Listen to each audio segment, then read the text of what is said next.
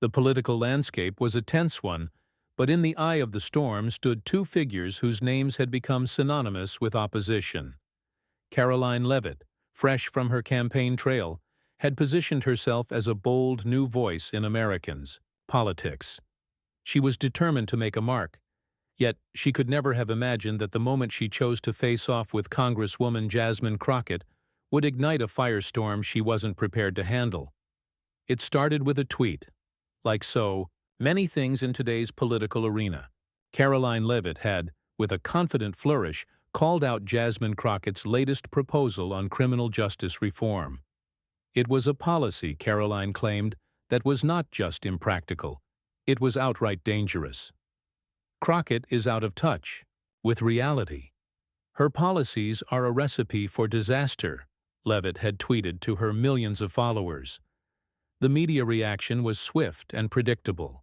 Headlines screamed about the battle of ideologies, and pundits speculated wildly about what would happen next. The tension between these two women, one a rising star from the right and the other a bold voice from the left, was palpable. Their very names had come to symbolize the polarized political divide that America had found itself in. But this wasn't just going to be another war of words. It was about to get personal. Jasmine Crockett, never one to back down, saw the tweet and smiled. She knew exactly how to handle Leavitt's challenge. But how would she respond? With restraint? Or would she unleash a counterattack that would forever change the way people viewed the young Republican's career? When Leavitt's invitations came to confront Crockett face to face, Crockett accepted without hesitation. "Come and bring it, Karoline," she had said, a calm but sharp edge to her voice. The day of the confrontation arrived, and with it, a crowd that had gathered both outside the building and in the viewing galleries. News cameras were lined up. Reporters fidgeted with their notepads, and the air was thick with anticipation. Karoline had prepared herself for this moment for weeks. She'd studied Crockett's every move, her every speech. She knew the woman could be a formidable opponent, but Karoline believed in her own ability to command attention, to win this public showdown. Crockett, however, was ready in a way Karoline could never have anticipated. As Karoline stood at the podium, waiting for the chance to unleash her prepared remarks, the energy in the room shifted. The tension between the two women was almost palpable, like two heavyweight fighters circling one another in a ring. But before Karoline could speak, Crockett did something that instantly set the stage for a battle neither of them would soon forget. "You know, Karoline," Crockett began, her voice even, but cutting through the tension with laser precision, "it's interesting to me that the people most vocal about criminal justice reform are often the ones least affected by it." The audience went silent. Karoline's eyes narrowed. She had expected Crockett to fire back, but not like this. "How do you even begin to understand what people in the real world need when all you've done is climb your way to the top by playing the political game?" Crockett continued. "You want to lecture us about the consequences of my policies, but have you ever stood in front of someone whose life has been destroyed by the system you defend?" The air crackled as the words hung in the space between them. Karoline's confident exterior wavered for a fraction of a second. Could Crockett truly be this sharp, this direct, this skilled at turning the tables? The room buzzed with murmurs. Karoline had been caught off guard. She hadn't expected such an emotional, pointed response, but she was determined to press on. She wasn't about to let Crockett take control of the narrative. Leavitt cleared her throat, and with a fierce resolve, she began her rebuttal. "You think your approach is the answer to America's problems?" Karoline challenged, her voice rising. "You're living in a fantasy world where criminals are victims and innocent people are left to suffer because of it. You've sold out to the far left, and now you're trying to push your radical ideas down everyone's throat." But as she spoke, something unexpected happened. Crockett's eyes locked onto hers with an intensity that made Karoline feel as if the ground beneath her was shifting. Crockett leaned forward slightly, and the room seemed to hold its breath. "You think I'm selling out, Karoline?" Crockett asked, a slow smile forming on her lips. I'm doing what I was elected to do, stand up for people who've been ignored. But you? You're standing up for the status quo, the same system that's failed working people for decades. It's no wonder you're so scared. For a moment, Karoline froze. The sting of Crockett's words cut deeper than she'd anticipated. Her pulse quickened. This wasn't just a political debate anymore. It was personal. And that was when it happened. The very second that would shift everything. "Let me tell you something, Karoline," Crockett continued, her voice gaining strength. "This isn't a game. This is real life. And you, my friend, are about to find out just how real it is." The challenge had been set. What came next would leave everyone in that room stunned and set the stage for one of the most explosive comebacks in modern political history. The room seemed to tighten around Karoline Leavitt, the air thick with the weight of Crockett's words. She had expected a back and forth, a political sparring match of sorts. But this was more than she'd bargained for. The calm, yet razor-sharp precision of Crockett's remarks had thrown her off balance. Karoline had entered this confrontation with an undeniable sense of superiority. After all, she was the younger, more charismatic candidate.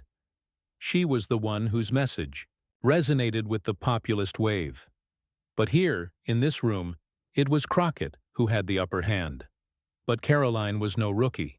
She had built her career by facing down powerful opponents, challenging the system, and always coming out on top. She would not let this moment slip through her fingers, not after everything she'd worked for.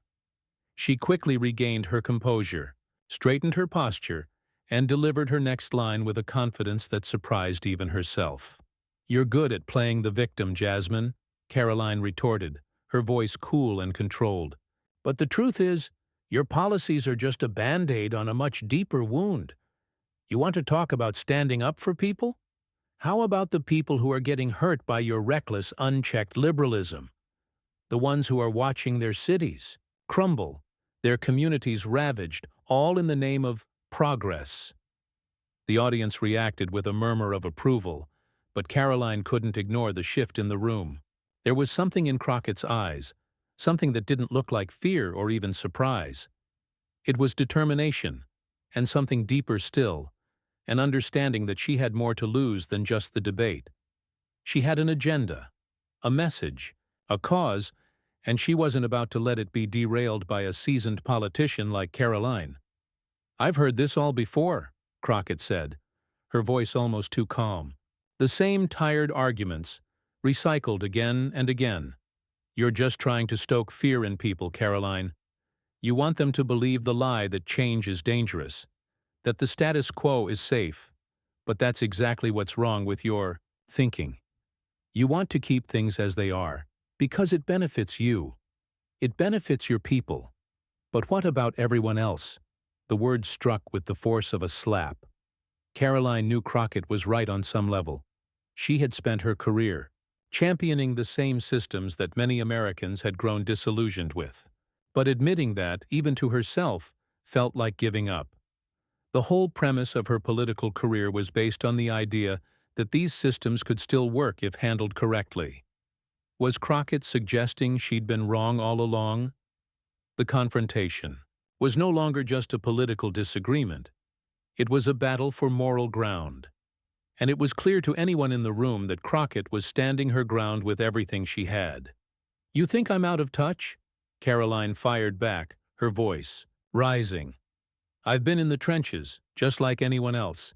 I've seen what's broken. And let me tell you something, Jasmine. What you're advocating for isn't progress. It's chaos. It's a world where we allow criminals to dictate the terms, and innocent people are left in the wake. Your vision might sound nice in theory, but it's disastrous in practice." The tension was so thick now that it felt as if the entire room was holding its breath.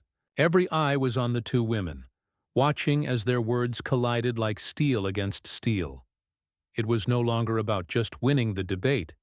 It was about who would walk away with the moral high ground. Crockett's response came slowly, but it was laced with quiet power. "You want to talk about chaos, Karoline?" she asked, her eyes narrowing as she leaned in. What's chaotic is a system that locks up black and brown people at exponentially higher rates than their white counterparts. What's chaotic is a justice system that punishes poverty and mental illness, but calls it law and order. You want to talk about chaos? Well, I'm the one who's trying to stop it. You, on the other hand, you're the one who's defending it. The words hung in the air, and for the first time in this entire exchange, Karoline Leavitt felt a shift inside herself. Crockett wasn't just attacking her policy. It felt personal. This wasn't a fight for ideas anymore. It was a fight for their very identities. A flicker of uncertainty crossed Karoline's face before she quickly masked it with a smirk. "Nice try, Jasmine," Karoline said, forcing a chuckle. "But it's not going to work. You can't guilt-trip me into changing my stance." But Crockett wasn't backing down. She stood tall, eyes steady, her voice now colder than before. "Guilt is the last thing I'm trying to instill in you, Karoline. I'm trying to make you face reality, something I know you'd rather avoid." And then it happened. The moment that would make this confrontation unforgettable. A reporter standing at the back of the room raised their hand and called out, "A question." It was directed at Karoline, but the words were aimed at the heart of the issue. How do you respond to criticism that your policies disproportionately harm marginalized communities? For a split second, Karoline froze.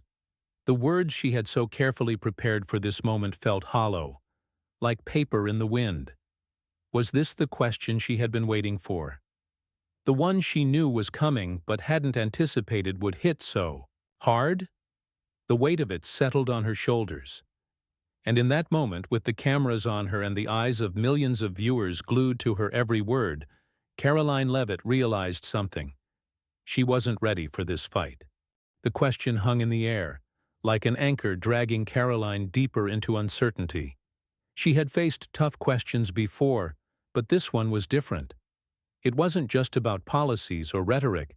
It was about the very heart of the issue. Could she, in good conscience, continue defending a system that had been so widely criticized for its treatment of marginalized communities? Could she deny the reality that was right in front of her? Karoline's mind raced. She could feel the pressure mounting, an invisible force pushing her into a corner. The room, once buzzing with tension, now felt stifling. Her palms began to sweat. She could hear the murmurs of the audience, some with expectant faces, others with judgmental glares. The cameras were focused on her, capturing every second of her hesitation. This was not just a moment to win a debate. It was a moment that would define her, one way or the other. For a brief moment, Karoline considered the possibility of backing down, of admitting that the system had flaws she couldn't easily explain away. She thought of the people she had met on the campaign trail, real, everyday Americans who had opened up to her about the struggles they faced, about their experiences with the justice system, about their fears that they would never get a fair shot. The faces of those people flashed before her eyes. Would they still support her if they knew how hard this question had become? But she couldn't let herself go down that road. She had fought too hard to get to where she was. She had spent years building her career, establishing her reputation as a defender of the people, as someone who would fight against the status quo. To admit doubt now would be to betray everything she had stood for. No, Karoline Leavitt was not going to let Jasmine Crockett or anyone else make her waver in her beliefs. She lifted her chin, her resolve hardening once again. "I don't believe in playing the blame game, Jasmine," Karoline replied, her voice steady and unyielding. "What we need is stronger law enforcement, not a system that coddles criminals and puts innocent lives at risk. You're asking us to accept a dangerous ideal that will only lead to more chaos, more crime, and more suffering for the very communities you claim to protect." The words, though confident, felt like they were slipping off her tongue without conviction. She had rehearsed them countless times, but now, in the heat of the moment, they seemed hollow. She glanced at Crockett, expecting to see her opponent falter, but instead Crockett's expression was unmoved, almost calculating. Crockett took a step forward, her eyes locked on Karoline's, unblinking. "You're not fooling anyone, Karoline," Crockett said, her voice cutting through the air like a blade. "You're hiding behind your talking points because, deep down, you know I'm right. You know that the system you defend has hurt too many people, that it's failed to deliver justice time and time again. You can't keep ignoring the truth." The words stung. Karoline's pulse quickened, her anger rising. This was the moment, the defining moment where she would either stand tall or crumble under the weight of her own contradictions. She clenched her fists at her sides, trying to suppress the growing frustration bubbling within her. But before she could speak, Crockett leaned in, her voice dropping to a near whisper. Yet the intensity of it could be felt in every corner of the room. "You can't keep lying to yourself, Karoline," Crockett said, her words sharp as daggers. "Not forever. And I'll be here, reminding you of that truth every step of the way." Karoline felt the full force of Crockett's words hit her like a tidal wave. The room seemed to blur for a second, the noise fading into the background. This wasn't just a political fight anymore. It was a battle of ideologies, of visions, for the future. And here, in this room, Karoline realized that she was no longer in control. She had underestimated Crockett, underestimated just how fiercely this woman would defend her beliefs, her mission. And now, it was too late to back out. But Karoline wasn't going to give Crockett the satisfaction of watching her crack. She wouldn't let her opponent see her doubt. With a deep breath, she straightened up once more, her voice growing firmer with every word. "I'm not hiding behind anything, Jasmine. I'm standing up for the people who've been left behind by your kind of politics. You want to talk about chaos? Let's talk about the crime rates that have skyrocketed in cities that have embraced your policies. You want to talk about truth? The truth is that your vision will only lead to more destruction, more fear, and more harm to the very people you claim to serve." It was a deflection, an attempt to regain control of the narrative, but Crockett wasn't buying it. She had seen through Karoline's act long ago. Crockett's eyes softened just slightly, as if she were pitying Karoline more than anything else. "I know you're scared, Karoline," Crockett said, her tone softening but still laden with a quiet strength. "But the truth doesn't go away just because you refuse to look at it." For the first time, Karoline felt herself falter. The anger she had been holding onto began to dissipate, replaced by something far more uncomfortable. Self-awareness. Was she truly fighting for the right thing? Or was she simply afraid of the change that was coming, afraid of challenging the very system that had supported her? But there was no time to dwell on that question. The audience was waiting, the cameras still rolling, and Karoline Leavitt was not about to show weakness in front of the entire country. "I'll tell you what's truly scary, Jasmine," Karoline said, her voice cold. "It's the idea that you're the one who might actually be right." The air in the courtroom was electric, charged with the raw intensity of the exchange between the two women. Karoline stood tall, trying to project an image of unshakable resolve, but inside, the doubts were creeping in. Was she truly the one in the right? Could she really continue to defend a system that had failed so many? The question that had been planted in her mind now grew like a vine, twisting and pulling at her confidence. But she couldn't let herself show it. Not here, not now. She had come too far, fought too hard to be taken down by a single moment of vulnerability. She had to win this. She had to stand firm. If she didn't, everything she had worked for would come crumbling down. "Don't get ahead of yourself, Jasmine," Karoline finally snapped, her voice laced with bitterness. "Just because you can throw around accusations doesn't make them true. You don't have all the answers. You think your way is the only way, but you're ignoring the consequences of your policies. You want to tear down the system, but have you ever stopped to think about what comes after?" Her words hung in the air, challenging Crockett to respond. But Jasmine was unfazed, her calm demeanor like a rock against the storm of Karoline's frustration. "You're right about one thing, Karoline," Jasmine replied, her voice steady but cutting. "I don't have all the answers. No one does. But that doesn't mean we shouldn't try something different. We can't keep going down the same destructive path, hoping for a different outcome. The system as it stands doesn't work for the people. That's the truth, whether you want to accept it or not." Karoline's teeth clenched at the words. This was the crux of the issue, wasn't it?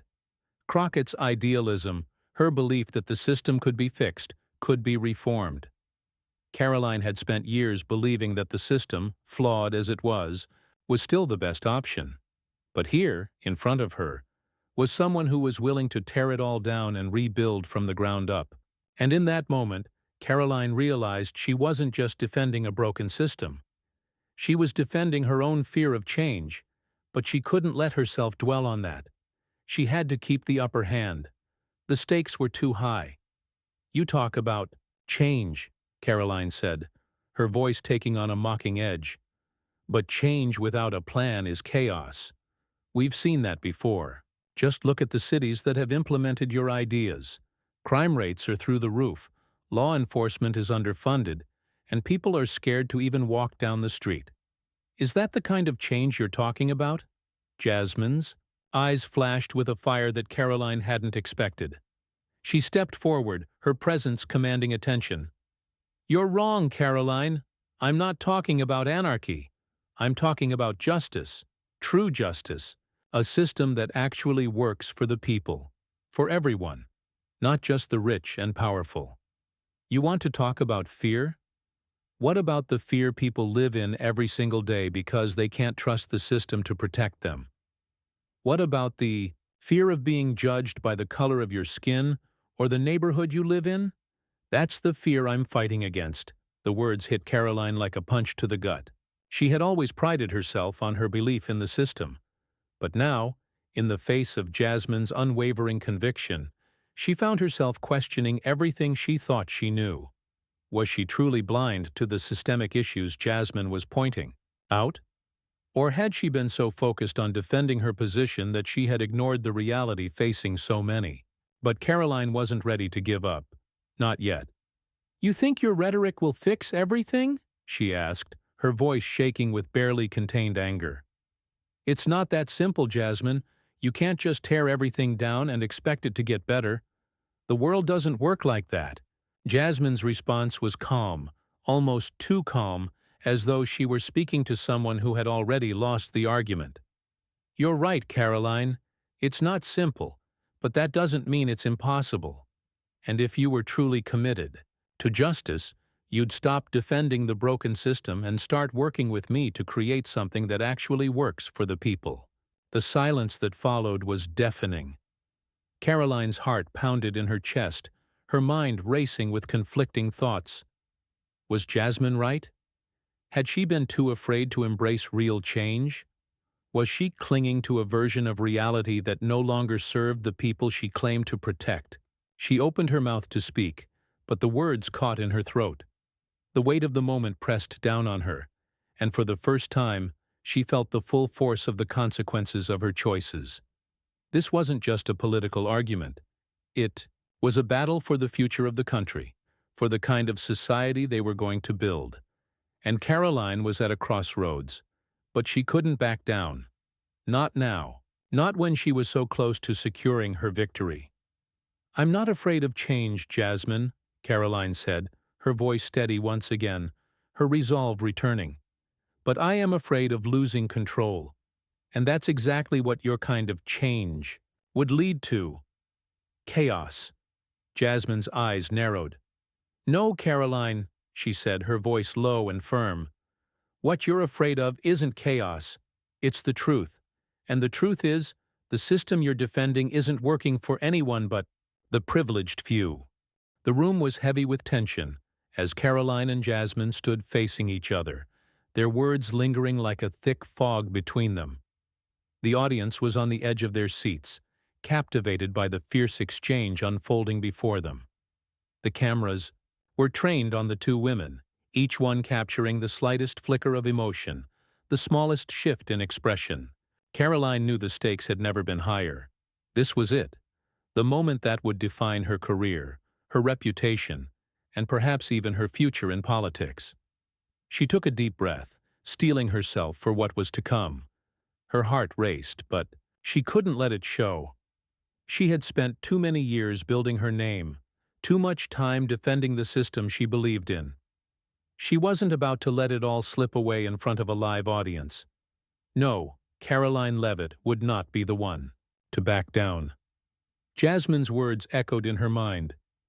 "You're not afraid of change, Karoline. You're afraid of the truth." The truth. Was that what this was all about? Was she really afraid of the truth? Could it be that the very system she had spent her life defending had failed the people, had failed to live up to its promises? Karoline clenched her fists at her sides, her nails digging into her palms. She refused to let herself falter. She was right. She had to be. This wasn't about truth. It was about maintaining order, about protecting the structure that had served this country for so long. The alternative, the chaos that Jasmine seemed to be advocating for, was not the answer. But even as she clung to her beliefs, doubt gnawed at her from within. She could see the sincerity in Jasmine's eyes, could hear the passion in her voice. Jasmine wasn't just fighting for political gain. She was fighting for something deeper, something more personal. It was a conviction that Karoline couldn't deny, even if she refused to fully embrace it. "You talk a big game, Jasmine," Karoline said, her voice low but fierce. "But the truth is, you don't have a plan. You have ideals, dreams of a better world, but no real path to get there. You want to tear everything down, but what comes after? What do you build on the rubble of the system you want to destroy?" Jasmine's expression softened slightly, but her resolve was unwavering. She wasn't here to play games, to appease Karoline's fears. She was here to push for something greater than either of them had imagined. Something that could change the course of history. "Not everything needs to be destroyed to be rebuilt, Karoline," Jasmine replied, her voice calm yet firm. "What we need is not to throw away the system entirely, but to fix what's broken, to make it work for everyone. And that starts with acknowledging that there are people who are being left behind. People who are suffering because the system you defend isn't working for them." The words cut through Karoline like a blade, leaving her momentarily speechless. Jasmine's calm certainty contrasted sharply with Karoline's mounting frustration. But despite the doubt creeping into her mind, Karoline refused to let it take hold. She couldn't afford to let this woman, this idealist, make her question everything she had worked for. "I'm not here to tear things down, Jasmine," Karoline shot back, her voice rising. "I'm here to protect the system. The system that's kept this country strong, that's allowed us to prosper. You think it's broken, but I know it works. And I will fight to make sure it stays that way." Jasmine's eyes flashed with something more than determination, something that looked dangerously like understanding. She stepped closer, her voice softening just enough to show the vulnerability beneath her strength. "Karoline," Jasmine said, her tone almost pleading, "what if we don't have to keep fighting to preserve something that was never meant to work for everyone? What if the real strength is in changing the system so that it works for everyone?" The question hung in the air, suspended between them. Karoline could feel the weight of it pressing against her chest, pushing her to face the possibility that, maybe, just maybe, Jasmine was right. But the fear of change, of losing control, held her back. The fear of stepping into uncharted territory, where the consequences were unknown and the stakes were higher than ever. The moment stretched on, the silence between them growing thicker with each passing second. Karoline felt her walls starting to crack. She had always prided herself on having the answers, on being the one who could stand tall in the face of any challenge. But now, as she looked into Jasmine's eyes, she couldn't help but wonder if her answers were enough, if they ever had been. In that moment, Karoline knew something had to give. She had fought hard to defend what she believed in, but sometimes the truth couldn't be ignored forever. Maybe, just maybe, It was time to consider a different path, a path that would lead to real change. But Karoline wasn't ready to make that leap. Not yet. "I'll fight for what I believe in," Carolina said, her voice steady once again, her resolve returning. "And you can fight for your ideals, Jasmine. But don't expect me to just give in." Jasmine's lips curved into a small, knowing smile. "I wouldn't dream of it, Karoline," she replied, her voice filled with quiet strength. "But one day, maybe you'll see the truth." The room fell into a heavy silence as the two women locked eyes one final time. The debate had reached its conclusion, but the battle between their ideologies would continue long after the cameras were turned off.